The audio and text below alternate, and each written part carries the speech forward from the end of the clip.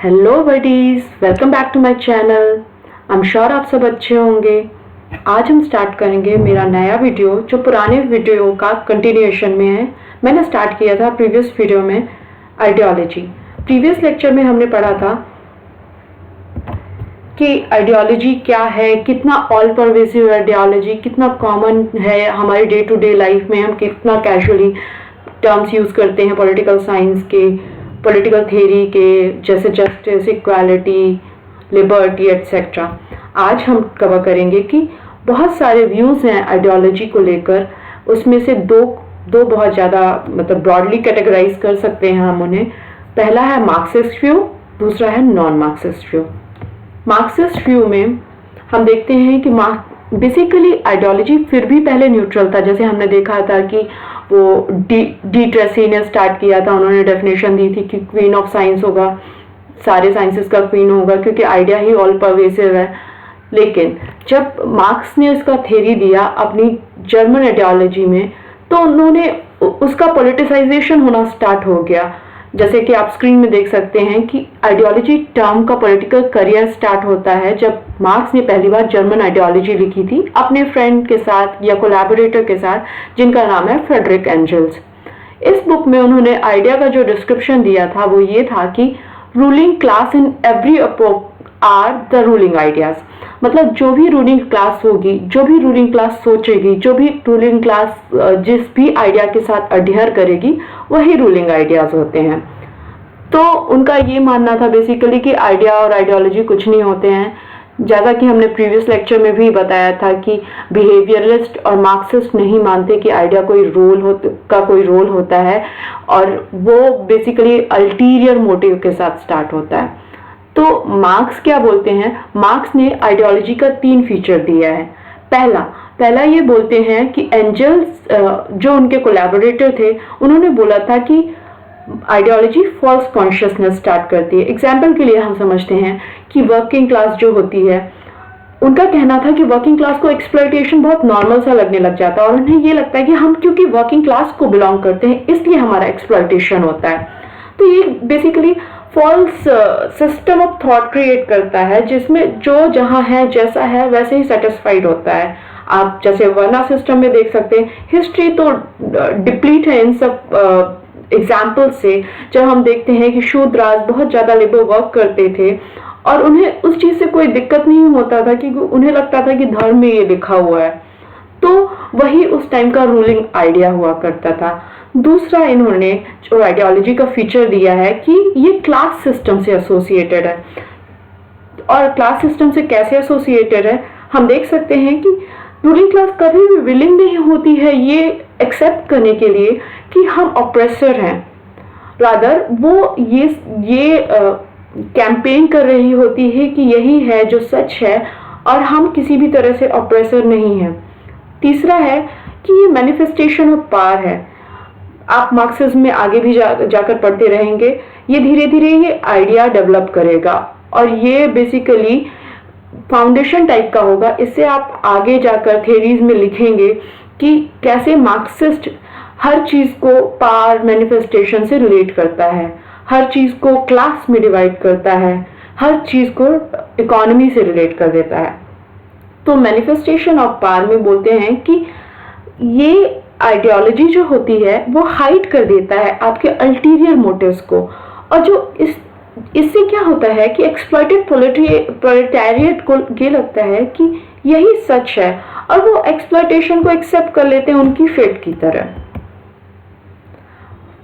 और आप स्लाइड में देखेंगे मार्क्स कंपेयर करता है आइडियोलॉजी जो लिबरलिस्ट वगैरह से वो रिलेट करते हैं कि आइडियोलॉजी एक कैमरे की तरह है, हमारे वर्ल्ड को अपसाइड डाउन कर देती है, वो उल्टा दिखाती है चीज़ों को, और जिसमें उनका मोटिव छुपा होता है। फिर मार्क्स आगे जाकर कहते हैं कि ये टेम्पररी फिनोमिनन है जो कि फॉल्स कॉन्शियसनेस जनरेट होती है वर्किंग क्लास में। वो धीरे धीरे ऐसी कॉन्शियसनेस डेवलप हो जाती है कि वर्किंग क्लास जो है वो रेवोल्यूशन कर देती है। आप देखेंगे आगे जाकर सोशलिज्म में जाकर आगे कि जो क्लास इन इटसेल्फ थी वो क्लास फॉर इटसेल्फ हो जाएगी। मतलब जो वर्किंग क्लास है ये सोचती है कि नहीं हमारा तो यही फेट है, हम तो एक्सप्लॉइटेड होने के लिए ही बने हुए हैं, या फिर उन्हें रियलाइजेशन भी नहीं है कि उनका एक्सप्लॉइटेशन हो रहा है, वो आगे जाकर धीरे धीरे सॉलिडेरिटी डेवलप करेगी और वो कैपिटलिस्ट के ग्रेव को डिग करेगी। लेकिन अब होता क्या है, धीरे धीरे मार्क्सिस्ट आइडियोलॉजी इवॉल्व करती है और पता चलता है कि इनने जो थ्योरी दी थी कार्ल मार्क्स ने जो थ्योरी दी थी उस तरह से कुछ होता हुआ नहीं दिख रहा था। तो अब जो नए मार्क्सिस्ट बाद में आते हैं वो सोचते हैं कि ऐसा क्या रीजन है, तो फिर वो अपना थ्योरी देते हैं, बोलते हैं कि जो मार्क्स का व्यू है कि आइडियोलॉजी ही सिर्फ एक फैक्टर है, वो उन्होंने बोला कि ideology one of the factors है जिसकी वजह से कैपिटलिस्ट रिजिलिएंट है। ठीक है, फिर आगे जाकर थ्योरी इवॉल्व करती गई और मार्क्सिस्ट थ्योरी में आया जो लेनिन ने अपनी बुक में लिखा था what is to be done. वो एक्चुअली सॉलिडेरिटी को चैनलाइज करना चाहते थे वर्किंग क्लास पीजेंट्स वगैरह की।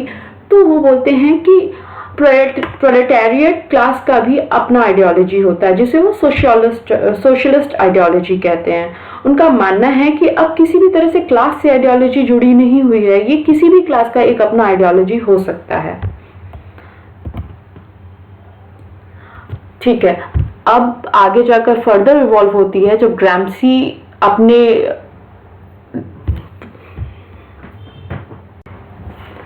आगे जाकर मार्क्सिस्ट थ्योरी फर्दर इवॉल्व होती है। ग्राम्सी अपने प्रेजेंट नोटबुक में लेकर आते हैं कि हेजेमनी का कंसेप्ट लेकर आते हैं। उनका कहना है कि सिर्फ पॉलिटिकल पावर या इकोनॉमिक पावर में होने की वजह से कैपिटलिस्ट नहीं रिटेन कर रहे हैं।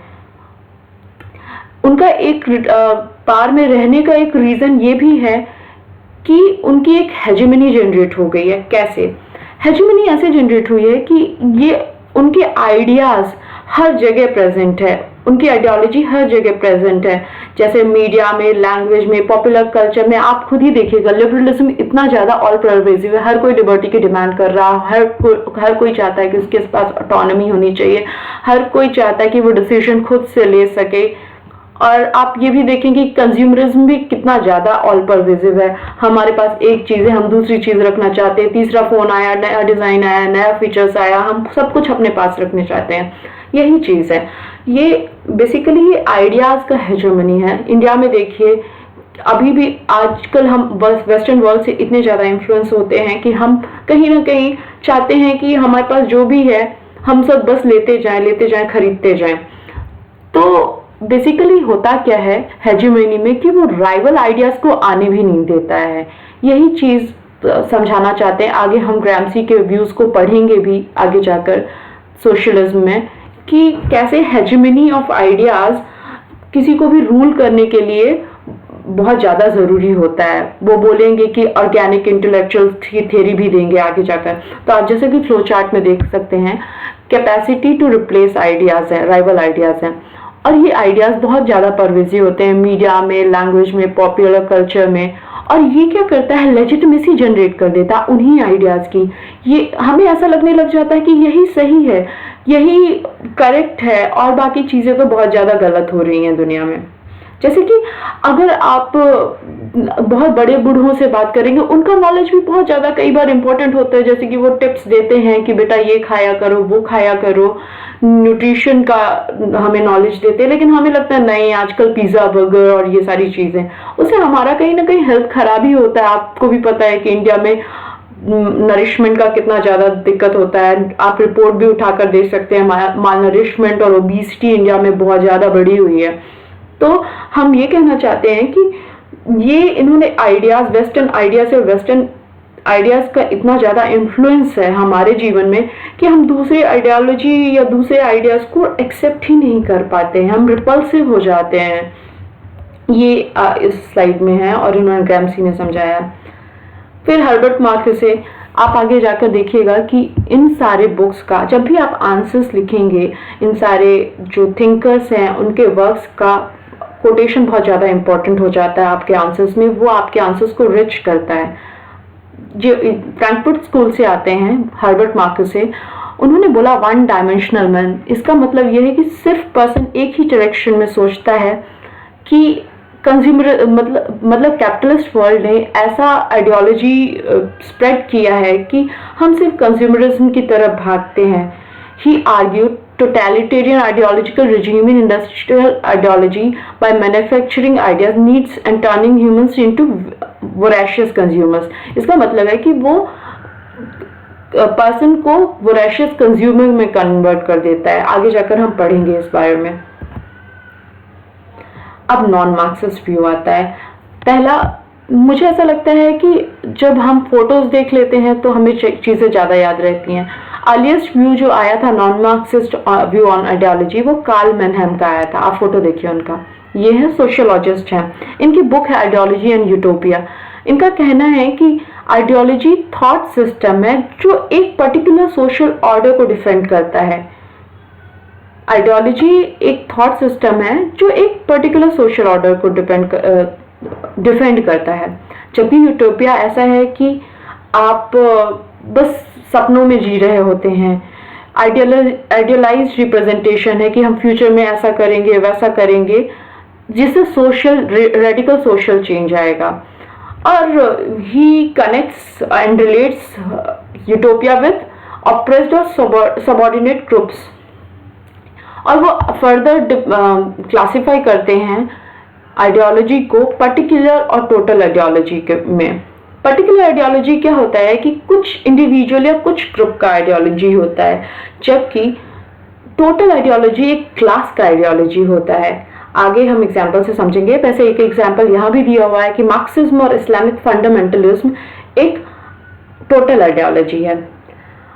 इंडिविजुअल आइडियोलॉजी के, पर्टिकुलर आइडियोलॉजी के कुछ एग्जाम्पल हो सकते हैं कि जैसे मैं अगर सोचूं कि शाकाहारी बनना ही बहुत अच्छा होता है, तो ये मेरा एक पर्सनल ओपिनियन है और यही मैं इसी आइडियोलॉजी को फॉलो करती हूँ। बट ज़रूरी नहीं है कि पूरा दुनिया उसी चीज़ को फॉलो करे या मेरी पूरी क्लास उस चीज़ को फॉलो करे। स्टूडेंट का कैटेगरी अगर हम एक क्लास लेते हैं, ज़रूरी नहीं है कि स्टूडेंट सारे उसी आइडियोलॉजी को फॉलो करें।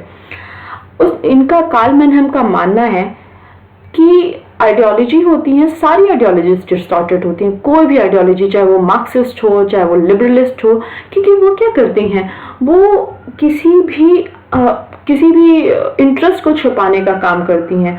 Ideologies are distorted because all offer partial self interested truth और ऑब्जेक्टिविटी। क्योंकि आप जब अगर आपके इंटरेस्ट किसी चीज़ में अटैच है तो आप ऑब्जेक्टिव नहीं रह सकते हैं। जैसे कि मैं आगे एग्जाम्पल में समझाऊंगी। यूपीएससी एस्पिरेंट का एग्जाम्पल लीजिए, हमारा फेवरेट। इनकी फोटो देखिए, इनके फीचर्स है स्ट्रेस मार्क्स, हवाई का चप्पल और ये सब।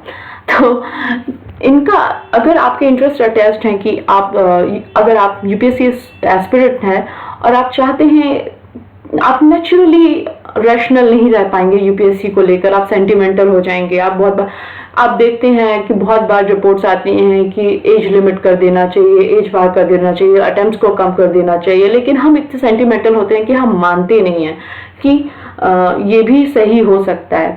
तो क्या है, ये भी एक टोटल आइडियोलॉजी का क्लास है। सो यूपीएससी स्टूडेंट्स भी एक टोटल आइडियोलॉजी की क्लास से आते हैं। ठीक है, फिर आगे जाकर हम देखेंगे कि इंटरवॉर पीरियड में भी आइडियोलॉजी इवॉल्व हुई।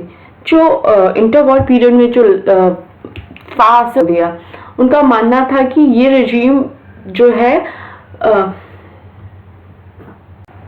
Further evolution non Marxist ideology में होता है इंटरवॉर पीरियड के टाइम पर। इस टाइम पे आपने वर्ल्ड हिस्ट्री में पढ़ा होगा, नाजी रेजीम थी, मुसोलिनी की रेजीम थी, ये बहुत ज़्यादा ऑप्रेसिव थी। तो इस टाइम पर थिंकर्स जो लिबरल थियरिस्ट हैं, उन्होंने, जैसे Karl Popper, Hannah Arendt, end of ideology theorist, इन्होंने आइडियोलॉजी को एक्सप्लेन करते हुए कहा कि ये क्लोज सिस्टम ऑफ थॉट है which refuses to tolerate opposing ideas and rival beliefs. जैसे कि आपके सामने कोई दोस्त आए और अगर वो लिबरल के टर्म्स हैं, तो वो अगर नाजी आइडियोलॉजी से रिलेटेड है तो वो खुद को ही सुपीरियर समझेगा, सामने वाले को ऑप्रेस करेगा और सामने वाले की बात ही नहीं सुनेगा। तो वो कहने लग जाते हैं कि ये एक तरह से सेकुलर रिलीजन बन जाता है, जिसमें आप दूसरे को वो ही नहीं करते हैं, टॉलरेट ही नहीं कर पाते, दूसरे के ओपिनियन को आप समझते ही नहीं हैं, आप समझते हैं कि आप ही सुपीरियर हैं, आपका रिलीजन ही सुपीरियर है। फिर एक अदर स्ट्रीम है नॉन मार्क्सिस्ट व्यू की, वो कंजर्वेटिव स्ट्रीम है। इनका मानना है कि आइडियोलॉजी बहुत कॉम्प्रिहेंसिव है और बहुत एब्स्ट्रैक्ट कॉन्सेप्ट है, आप अगर इसे कॉम्प्रिहेंड करने की बात करते हैं तो आप कहीं ना कहीं गलत हो जाते हैं। जैसे ओकशॉट ने रैशनलिज्म इन पॉलिटिक्स में बोला है कि ये बहुत एब्स्ट्रैक्ट सिस्टम ऑफ थॉट है। आप अगर आइडियोलॉजी या पॉलिटिकल थ्योरी में आप जाना चाहेंगे तो आप बॉटमलेस और बाउंडलेस वर्ल्ड में सेल कर रहे होंगे। तो कंजर्वेटिव्स जो है वो मोटिवेट करते हैं कि आप प्रैग्मेटिज्म की तरफ जाइए, और वो बिल्कुल भी आइडियोलॉजी को रिजेक्ट कर देते हैं। फिर 1960s में फर्दर डेवलपमेंट हुआ आइडियोलॉजी का, और एक न्यूट्रल कॉन्सेप्ट आया आइडियोलॉजी का, वो ऑल इंक्लूसिव था। मार्टिन सेलिगर ये लेकर आते हैं, जो कहते हैं कि ये action oriented system of thought है, जिसमें कि ये ना तो गुड है, ना बैड है, ना ट्रू, ना फॉल्स, ना ही क्लोज है, ना ही लिबरेटिंग है। They can all B these things, मतलब ये सब कुछ भी हो सकता है।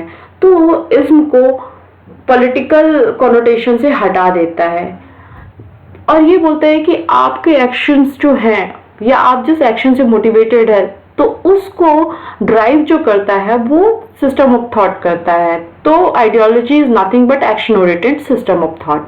लेकिन ड्रॉबैक इस थ्योरी का ये है कि चलो अच्छा तो ये हो गया कि इन्होंने पॉलिटिकल बैगेज हटा दिया आइडियोलॉजी से, लेकिन बुरा ये है कि हाईली रिस्ट्रिक्टिव है। नहीं sorry, I am so sorry, बुरा इस बात से ये है, इस थ्योरी में ये है कि फिर आइडियोलॉजी और अदर वर्ल्ड व्यू में कोई फर्क ही नहीं रह जाएगा, फिर हम क्यों ही आइडियोलॉजी को अलग से पढ़ेंगे। तो इनका यही कहना है कि बिलीफ, मतलब अगर हम क्रिटिसाइज करें all inclusive theory of ideology अगर हम बोलते हैं जो 1960s के बाद डेवलप हुई, तो उसमें यही है कि आप आइडियोलॉजी फिर अलग से क्यों ही पढ़ेंगे अगर वर्ल्ड व्यू, और वो कैसे ही अलग हो जाएगा वर्ल्ड व्यू, डॉक्ट्रिन और बिलीफ सिस्टम से। तो this is it from my side. आगे की स्लाइड्स में आगे का लेक्चर करेंगे। Thank you for watching my video. अगर आपको कोई इम्प्रूवमेंट लगता है तो प्लीज़ मुझे कमेंट सेक्शन में कमेंट करें, और अगर आपको पसंद आया हो तो सब्सक्राइब करें और लाइक करें। Thank you so much.